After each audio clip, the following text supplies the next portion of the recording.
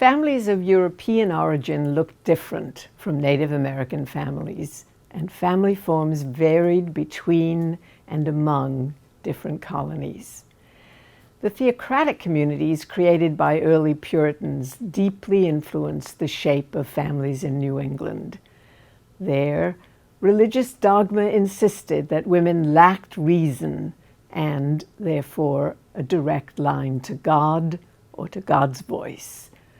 The religious community demanded obedience to husbands, fathers, or other male relatives. That meant that women had very little voice and no authority. The male head of household could demand obedience from his subordinates, including his wife, his children, his servants, his apprentices, and anybody else who worked with him and lived under the supervision of the household. Indeed, a household that could not appropriately control its members was subject to ridicule and often to community surveillance. The result was a kind of internal spy system where neighbor reported on neighbor and gossip served to control the behavior of individuals. Since a productive and prosperous household reflected well on its head, a good wife might, along with her husband, demonstrate her potential salvation. Idleness suggested the absence of God's favor. Work for the Puritan housewife was simply part of God's order. Its profitable consequences redounded to the credit of the male household head, not to her.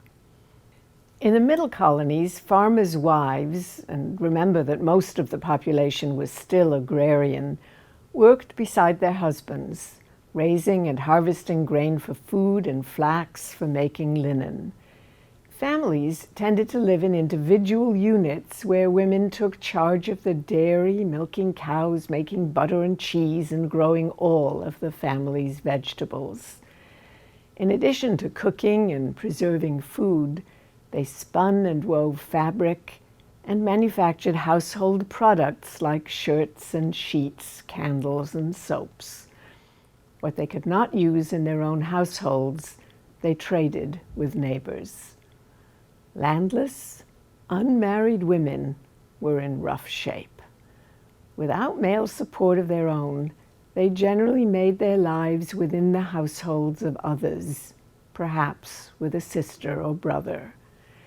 Poor women, landless widows, especially if they had children, could only be pitied. Dependent on their parishes for support, they were sent out to work as servants, or they were housed in almshouses where they were set to tasks like spinning and sewing in order to pay for their own keep. Their children, if they had any, tended to be removed after infancy and apprenticed out or hired out as servants. The almshouse was a woman's space.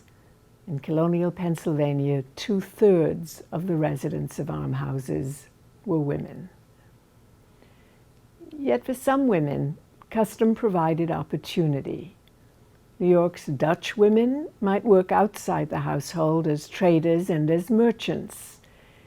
These women, generally from what we now call the Netherlands or the Low Countries, had historically been entrepreneurs in their own communities, though not generally in larger geographical areas.